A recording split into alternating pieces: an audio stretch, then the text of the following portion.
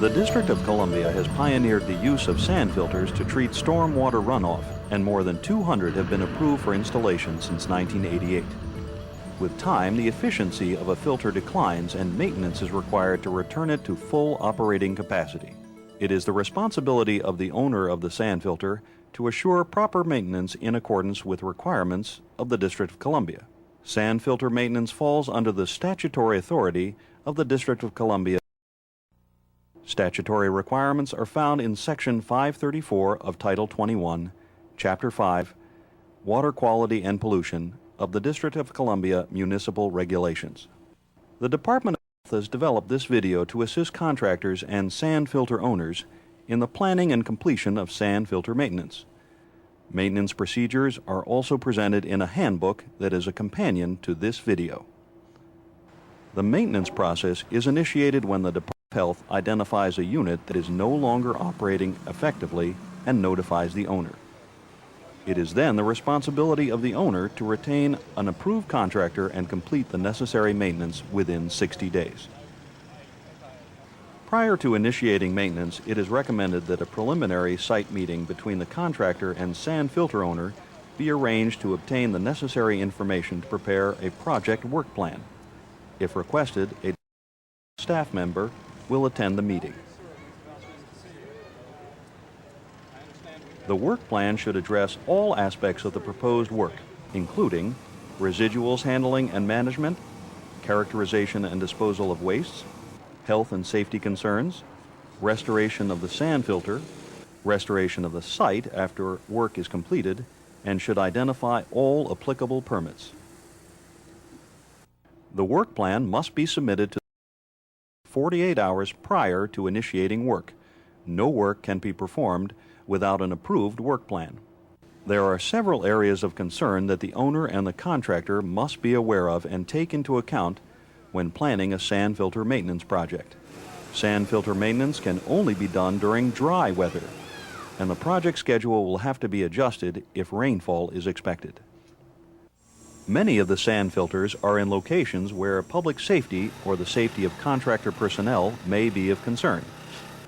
In these cases, the contractor must consult with public safety officials to obtain necessary permits and determine necessary traffic control or pedestrian safety measures. The contractor is responsible for full compliance with any permits that are issued. Each sand filter is a confined space. Therefore, the contractor must certify that all personnel who enter the structure have received OSHA-approved confined space entry training, and the contractor must assure that the proper monitoring equipment is available, in good working order, and in use while performing maintenance on a sand filter. It is the responsibility of the contractor to provide the appropriate safety equipment and personnel protective clothing. A supply of water will be needed for proper cleaning of the sand filter, and the contractor will have to supply water if there is none available at the site. Electricity may also be needed. All waste produced during the course of sand filter maintenance must be disposed of in an appropriate manner that is in accordance with the law. After completion of work, all equipment, materials, and residuals must be removed from the site, and the site must be restored to original condition. The contractor must demonstrate to the satisfaction of the department that all of the preceding concerns have been properly addressed in the work plan before work may begin.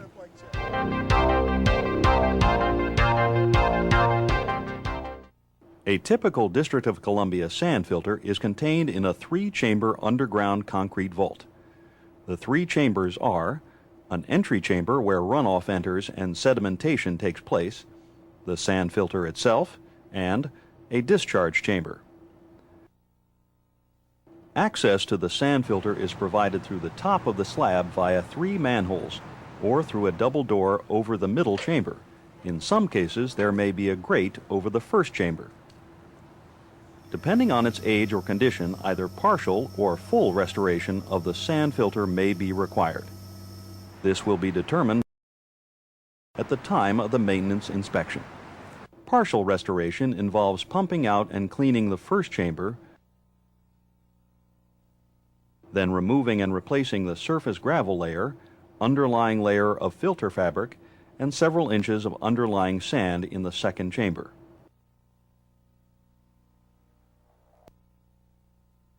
In full restoration, the first chamber is cleaned out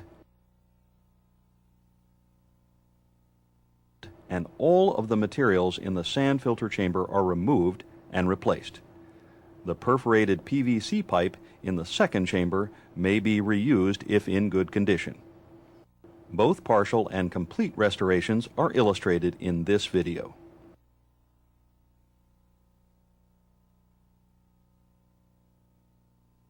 Before work begins on the filter, the contractor should conduct a brief safety meeting to be sure all personnel are familiar with safety requirements and with procedures for handling equipment, materials, and wastes.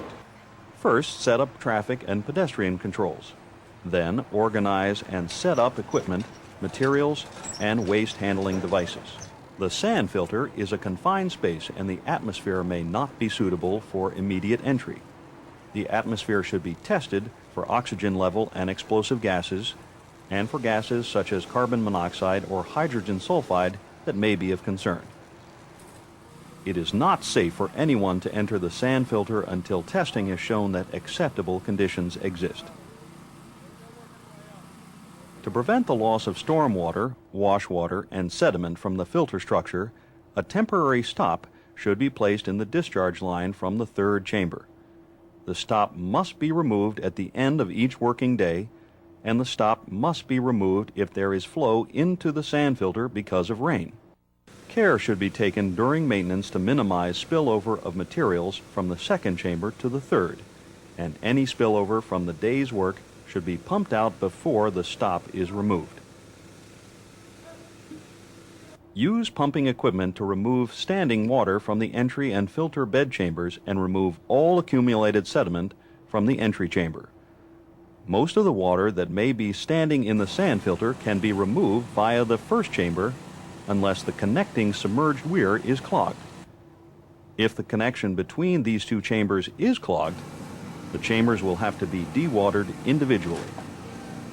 Sand, gravel, and other materials removed from the filter should be contained in a vacuum truck or holding tank for eventual transfer to an approved disposal facility.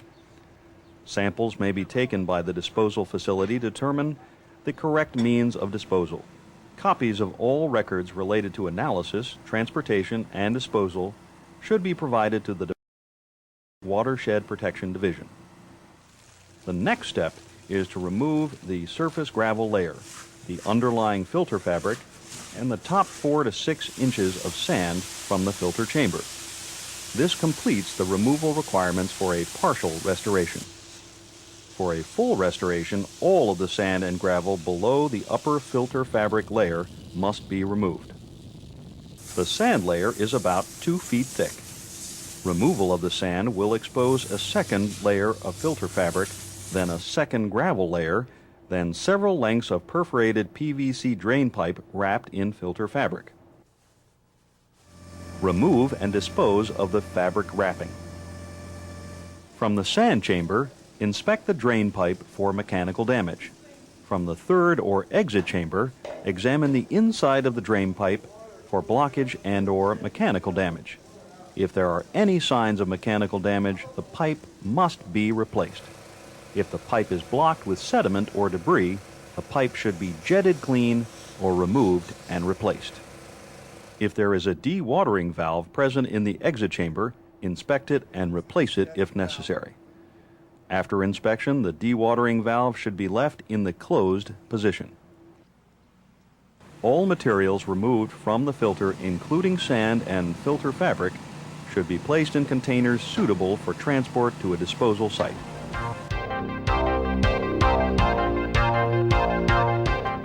The sand filter should be reconstructed to either the original Stormwater Management Plan specifications or to revised specifications approved by the District of Columbia. The underdrains should be wrapped with filter cloth and covered with washed 1-inch gravel to a depth of 3 inches. Make sure that enough washed gravel is available to cover the underdrain. A 2-foot layer of clean washed sand over the fabric, gravel, and underdrain. Then place another layer of filter cloth on the sand layer, again ensuring a minimum 3-inch upward U shape around the chamber walls and 12-inch overlaps. A final layer of washed gravel is placed on top of the filter cloth. This layer of gravel should be flush with the top of the weir wall. Before exiting the filter, inspect all chambers to be sure no tools or materials are left behind. Remove the stop from the discharge pipe and confirm that the dewatering valve is in the closed position.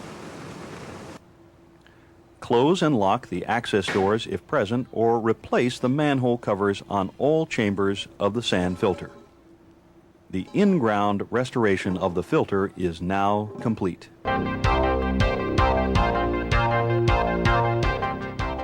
After all work in the filter chamber is completed, the surface work area must be cleaned up and restored to its original condition.